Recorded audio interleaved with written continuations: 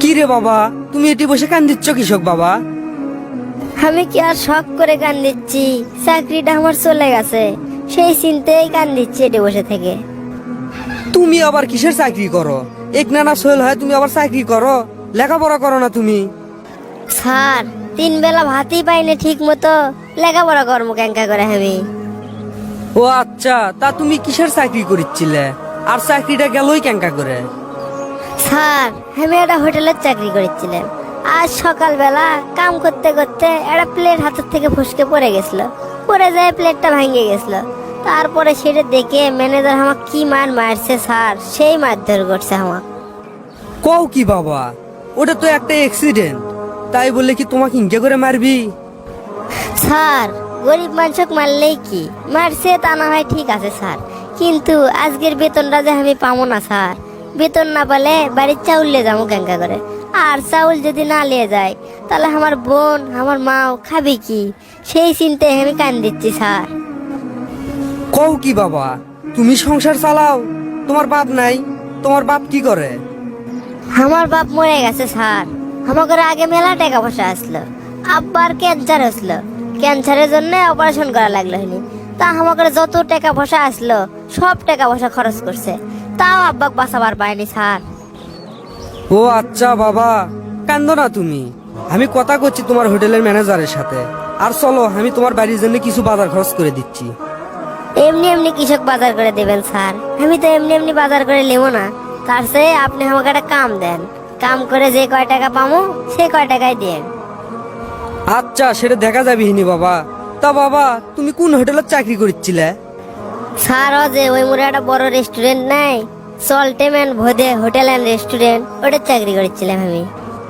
কি রে, ওটা না আমার হোটেল? আমার হোটেলের নামই তো করছে। দেখি আমার হোটেলের ম্যানেজারের সাথে কথা কওয়া লাগবে। ও আচ্ছা বাবা, ওই হোটেল? তা চলো আমার সাথে চলো। স্যার, আপনি হঠাৎ কি মনে করে এলেন স্যার? কিছু মনে করলে কি আমার হোটেলে তো আসা লাগবি? আমার হোটেল আমি যখন ইচ্ছে তখন আসমো। সকালবেলা যে একটা পিচ্ছি কামড় থেকে বাইর করে দিছ, তার অপরাধ কি আসলো সেটা আগে কও। কি ঘটনা? পিচ্চিকে আমি সকালবেলা বাইর করে দিছি, স্যার ক্যাঙ্কা করে জানলো সেটা? স্যারের কি কেউ হয় নাকি ওই পিচ্চি? স্যার, ওই পিচ্চির কথা করছেন? ওই পিচ্চি তো কোনো কামেরই লয়।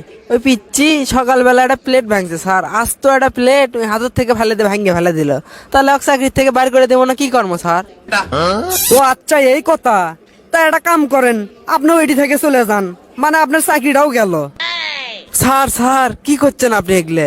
চাকরিটা চলে গেলে আমার সংসার চলবে ক্যাঙ্কা করে, আমার বউ চললে আমি চলবো ক্যাঙ্কা করে স্যার? ও, চাকরি গেলে আপনার সংসারের সমস্যা হতে পারে, আর ওই পিচ্চির সংসারের সমস্যা হতে পারে না। ওই পিচ্চির তো এখন লেখাপড়া খেলাধুলা করার বয়স। এই বয়সে এটি কাম করিচ্ছে ওই পিচ্চি, তার মানে অবশ্যই ওর সংসারে তো অভাব আছে। স্যার, ওর অভাব দেখলে কি আমাকে হোটেল চলবি? আর ওই তো অপরাধ করছে স্যার, তাই ওকে আমি বাইর করে দিছি। আপনিও তো গত মাসে আমার টাকা পয়সার ক্লিয়ার হিসেব দেওয়ার পাননি, তাহলে আপনিও তো অপরাধ করছেন। আপনার অভাব দেখে আমি কি করবো এখন? স্যার, মানে ভুল হয়ে গেছে আমার স্যার, আমি বুঝের পাইনি। নিজের জিঙ্কা মানুষেরও সিঙ্কায় স্যার। আপনি কোনো চিন্তা করেন না স্যার, আমাকে এবারের মতো মাফ করে দেন। আর আমি ওই পিচ্চিক খুঁজে নিয়ে এসে চাকরি আজ থেকেই দিচ্ছি স্যার। তোমার আর খুঁজে আনা লাগবি না, ওই পিচ্চিকে আমি সাথেই নিয়ে যাচ্ছি। ওকে এটি পেটে দাও আর ওকে কিছু খাবার দাও, তারপর ওর বাড়ির যাওয়ার সময় কিছু খাবার বাঁধে দিও। আচ্ছা স্যার, পাঠিয়ে দিচ্ছি আমি। বসেন আপনি, ওটি বসেন। বাবা, তুমি তো তোমার চাকরিটা ফিরে পেলে, এখন তো তুমি খুশি? আপনি এই হোটেলের মালিক, আমি তো জানিছিলামই না স্যার। আর স্যার, আমি সেই খুশি হয়েছি স্যার। আর শোনো বাবা, তুমি কাল থেকে স্কুলে যাবা, আর তোমার পরিবারের সব খরচ আমি চালাবো। স্যার, আমি যদি স্কুলে যাই তাহলে আমি কাম কর্ম কখন?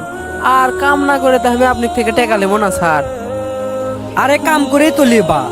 আজ থেকে তুমি এই হোটেলের মালিক, আর আমার সাথে তুমি আমার যে কটা হোটেল আছে সব কটা দেখাশোনা করবা, এটাই তোমার কাম। স্যার, আপনি সেই ভালো মানুষ স্যার, আল্লাহ জান আপনার ভালো করে। এখন থেকে আমারও লেখাপড়া হবে, আর আমার ছোট বোনকে আমি স্কুলে ভর্তি করে দেবো।